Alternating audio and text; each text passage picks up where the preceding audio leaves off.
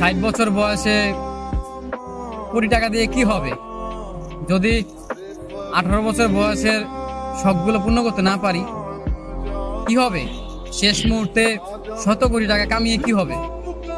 তখন তো আর বেঁচেই থাকবো না। এখন এই বয়সের শখগুলো যদি পূর্ণ করতে না পারে, ছেলে মানুষ বয়স 18 হওয়ার পরই সে বাস্তবতা শিখে যায়, সে পরিস্থিতি বুঝে নিতে শিখে যায়। দায়িত্ব কি জিনিস তাকে শিখাতে হয় না, এমনিতেই বুঝে যায়। 18 বছরের পর একটা ছেলে বেকার থাকার যে কি যন্ত্রণা, সেটা কেউ বুঝবে না। একটা ছেলে মানুষ বেকার, একটা ছেলে মানুষ ইনকাম করতে পারে না, এই কষ্টটা কেউ কখনো বুঝবে না। প্রত্যেকটা মানুষ তাকে ভুল বুঝবে। অথচ শেষ বয়সে এসে 100 কোটি টাকা দিয়ে কি হবে? আমার এই 18 বছর বয়সের যে স্বপ্নগুলো, যেই শখ আহ্লাদগুলো, আমি তো সেইগুলোই পূর্ণ করতে পারলাম না। জীবন তো 18 বছর এসেই থেমে গেছে। মনে হয় না যে সামনে ভালো কিছু হবে। তারপর নতুন করে স্বপ্ন দেখি যে জীবনে ভালো কিছু করব। অথচ 18 বছরটা পার হতেই এখন মনে হচ্ছে যে জীবনটা এখানে থেমে গেলেই ভালো হয়। আর সহ্য হয় না, এত কষ্ট, এত যন্ত্রণা, এত চোখের সামনে বারবার ভেঙে পড়া, এগুলো সহ্য হয় না। একটা ছেলে জানে, বিশ্বাস করেন ভাই, একটা ছেলে জানে যে কষ্টগুলো মানে দেখে।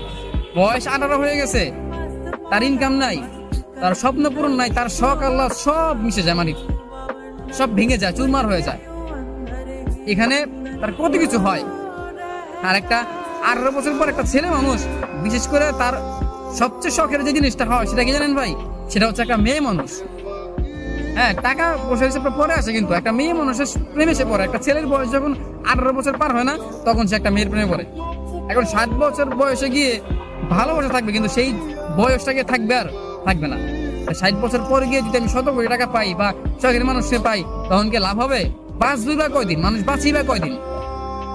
কেন যে জিনিসটা চায় সেই জিনিসটা না পায় না, মানে কেন ভাই? বিশ্বাস করেন, এই যে এখন দিনগুলো যে খারাপ দিতেছে, এখন যে সময়টা খারাপ দিতেছে, এখন যে টাকার অভাবে পরিস্থিতির শিকার হচ্ছি, বাস্তবতা শিখতেছি, এই জিনিসগুলোর, এই স্বপ্নগুলো পূরণ হবে 60 বছর বয়সে বা জীবনের শেষ সময়ে, তখন আমার কি লাভ হবে?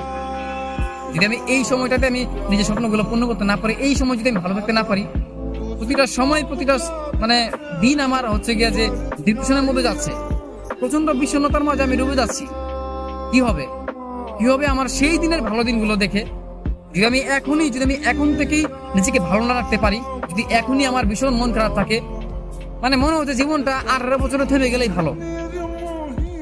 মানে হয়তো ব্যাপারটা হচ্ছে কি জানেন, যে মৃত্যু